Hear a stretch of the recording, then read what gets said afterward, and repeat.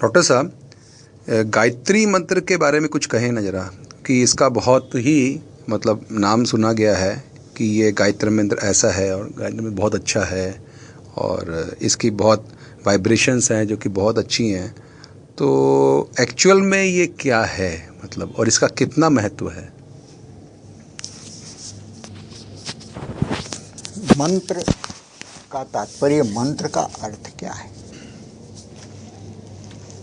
साधारणतया ये धारणा बन गई है कि मंत्र अपने आप में कुछ करता है,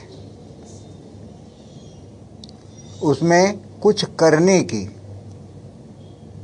शक्ति है, कि मंत्र को कोई भी अगर पढ़ता है तो उससे कुछ होता है और मंत्र के द्वारा कुछ होता है, ऐसी आम धारणा है।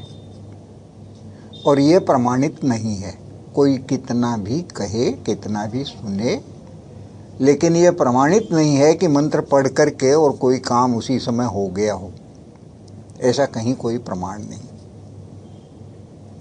खैर, इस बात को छोड़ दिया जाए तो मंत्र शब्द का अर्थ ठीक से लिया जाए अगर, तो मंत्र का मतलब होता है सलाह। मंत्र का मतलब होता है गाइडेंस, रास्ता दिखाना। मंत्रणा, मंत्रणा जो है मंत्र से ही निकला हुआ शब्द है। का मतलब हुआ कि सही रास्ता सुझाता है मंत्र। अपने आप मंत्र कुछ नहीं करता,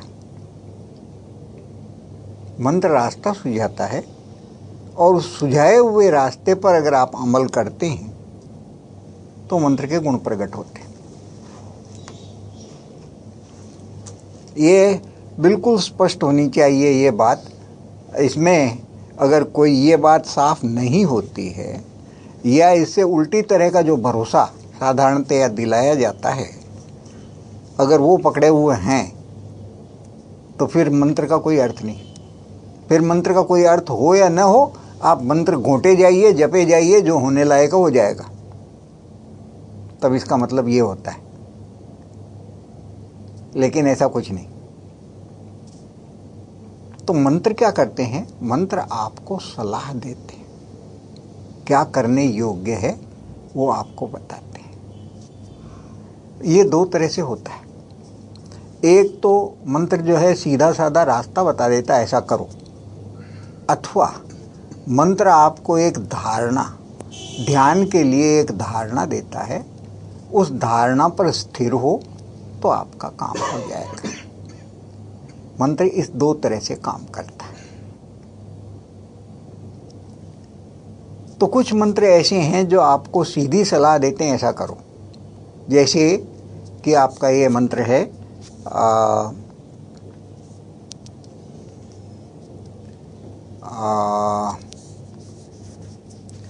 त्र्यंबकम यजामहे सुगंधि पुष्टि वर्धनम। तो ये मंत्र कह रहा है आपको कि त्र्यंबक का यजन, त्र्यंबक का अच्छी तरह बड़ा यजन अगर किया जाए तो सुगंधि और पुष्टि की वृद्धि होती है। तो ये निर्देश है, सीधा सीधा मंत्र का सलाह है आपको कि त्र्यंबक जो है शिव, उनका यजन करिए तो सुगंधि और पुष्टि की वृद्धि होगी। ये महामृत्युंजय मंत्र का भाग है, ये सीधा कहा जा रहा है। दूसरे मंत्र ऐसे हैं जो कहते हैं आपको एक धारणा, एक तस्वीर, एक इमेज देते हैं और आप उस इमेज पर स्थिर हो जाओ तो आपको ध्यान होगा। और उस ध्यान से, उस इमेज पर स्थिर होने के कारण आपको कुछ विशेष क्रिया प्रतिक्रियाएं आपके भीतर होंगी जो कि आपकी इच्छा के अनुसार होंगी, क्योंकि वो मंत्र आपकी इच्छा के अनुसार चुना गया। तीसरी तरह के मंत्र वो हैं जो प्रकृति के किसी रहस्य को, प्रकृति के मूल जो जिनको कहें सिद्धांत जो हैं, जो रूल्स हैं प्रकृति के मूल, उनके बारे में उनको कहा जाता है, उनको बताया जाता है कि प्रकृति का ये मूल सिद्धांत है। कुछ मंत्र इस तरह के हैं। तो ये गायत्री मंत्र आप धारणा देता है और प्रकृति के मूल सिद्धांतों को भी समझाता है। तो क्या तो ये धारणा है और क्या मूल सिद्धांत की बात है गायत्री में, ऐसा क्या कहा जा रहा है कि जिससे हम कहें इसका महात्म्य और गायत्री मंत्र का महात्म्य स्वीकार किया गया है। तो ये क्यों स्वीकार किया गया, ऐसा इस मंत्र में क्या रहस्य है जिसके कारण इसका इतना महत्व स्वीकार किया गया। तो पहली बात तो ये है कि यह मंत्र ये सूर्य का चित्र प्रस्तुत करता है। सूर्य क्या है और प्रकृति में सूर्य का फंक्शन क्या है, सूर्य क्या करता है। तो ये गायत्री मंत्र जो है वो सूर्य का चित्र प्रस्तुत करता है, इमेज उसका, प्रकृति में कैसा है, सूर्य क्या है।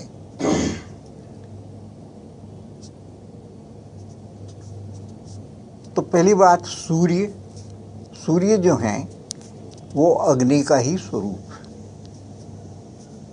अग्नि जो धरातल पर दिखाई देती है और वही अग्नि अंतरिक्ष में विद्युत बन के दिखाई देती है और वही अग्नि द्युलोक में सूर्य बन के दिखाई देती है तो अग्नि ही।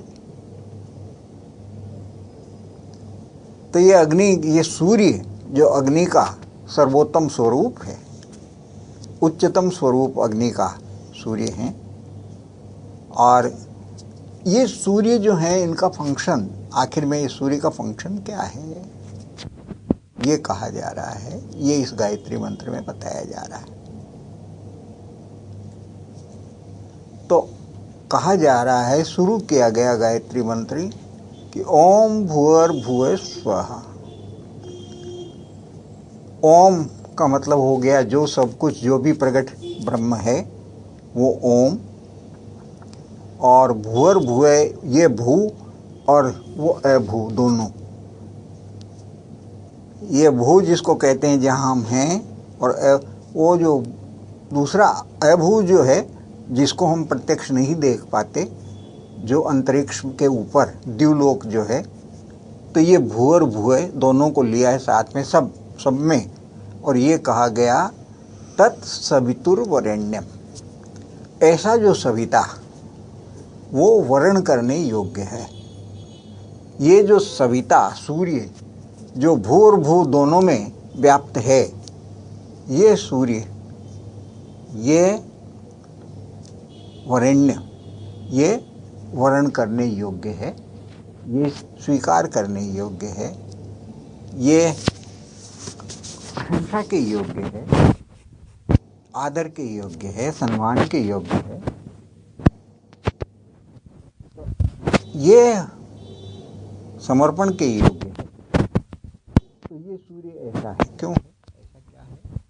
और ये सूर्य के बारे में जो ये कहा जा रहा है ये ऐसा है। तो आगे भर्गो देवस्य धीमहि, तो कहा जा रहा है कि इनकी बुद्धि महान है। धियो यो न प्रचोदयात्, तो ये हमारी बुद्धि को उर्वर करते हैं। लेकिन मैं कह रहा हूँ, यद्यपि ये अर्थ बैठाया जा सकता है, लेकिन ये जरा दूर की कोड़ी, ये खींचतान के लाया हुआ अर्थ दिखता है।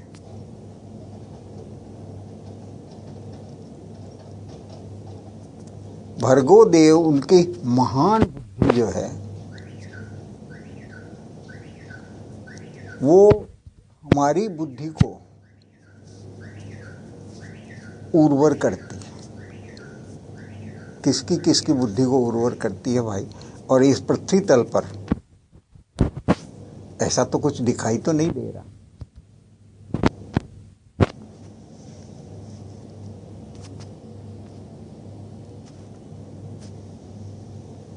तो इसका ये अर्थ स्पष्ट नहीं है। इसका दूसरा अर्थ उससे कतराते हैं लोग, लेकिन उसका दूसरा अर्थ स्पष्ट है और वो ये है कि भर्गो देव की कन्या ये पृथ्वी है। ये सूर्य देव जो हैं उनकी कन्या है ये पृथ्वी। और इस कन्या को ये सूर्य देव के द्वारा ये कन्या उर्वर होती है, उत्पत्ति करने योग्य होती है। सब कुछ उत्पन्न होता है इस पृथ्वी पर और वो सूर्य के किरण से ही होता है।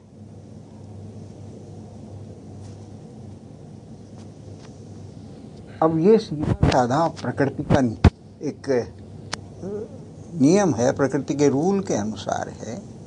इसमें क्यों तकलीफ होती है पता नहीं, लेकिन संस्कार है, हजार तरह की तकलीफें खड़ी हो जाती।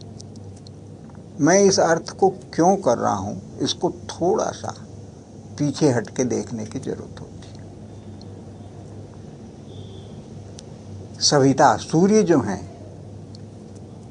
वही ब्रह्म है, क्योंकि वही सब कुछ पैदा करने वाले हैं। जैसे ब्रह्मा सब कुछ पैदा करते हैं, वैसे ही सूर्य सब कुछ पैदा करते हैं। और ये मंत्र सीधा संबोधित करता है। अगर इस मंत्र को दूसरी तरह से देखा जाए तो सविता का मतलब सरस्वती भी होता है।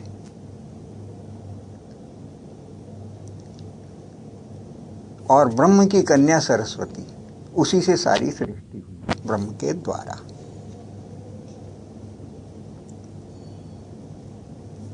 अब ये जो कथा पुराण की है, इस कथा के संदर्भ में इस मंत्र को अगर देखा जाए तो ये सृष्टि कैसे हुई उसका रहस्य प्रकट होता है।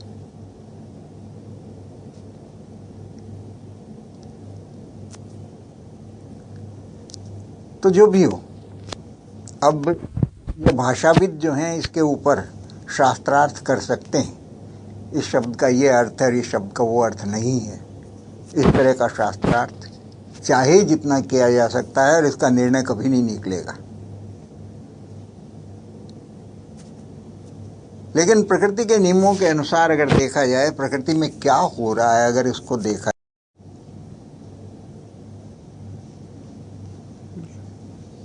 प्रकृति के रहस्य हमारे सामने होते हैं। ये प्रकृति कैसे है, क्या है, सूर्य का महत्व कहाँ है, कैसे है, और इस पृथ्वी पर जो कुछ भी उत्पन्न होता है उसमें सीधे सीधे सूर्य का योगदान कैसे है, ये सारी बातें इस मंत्र में स्पष्ट होती।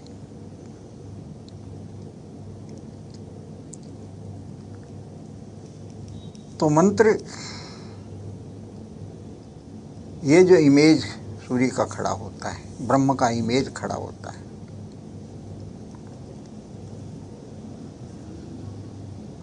इसमें आपत्ति, इसमें ये निर्दोष बात है, इसमें आपत्ति होने का कहीं कोई कारण नहीं है। लेकिन अब संस्कारों को क्या करें?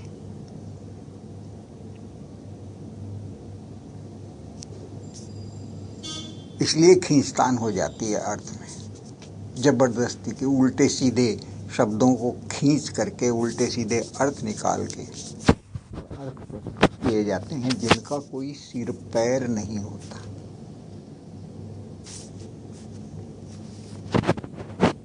ऐसा होता है और भी बहुत सारे मंत्रों के साथ हुआ है, बहुत सारे शास्त्रों के साथ हुआ है, नई बात नहीं है। इनसे बचने की जरूरत है।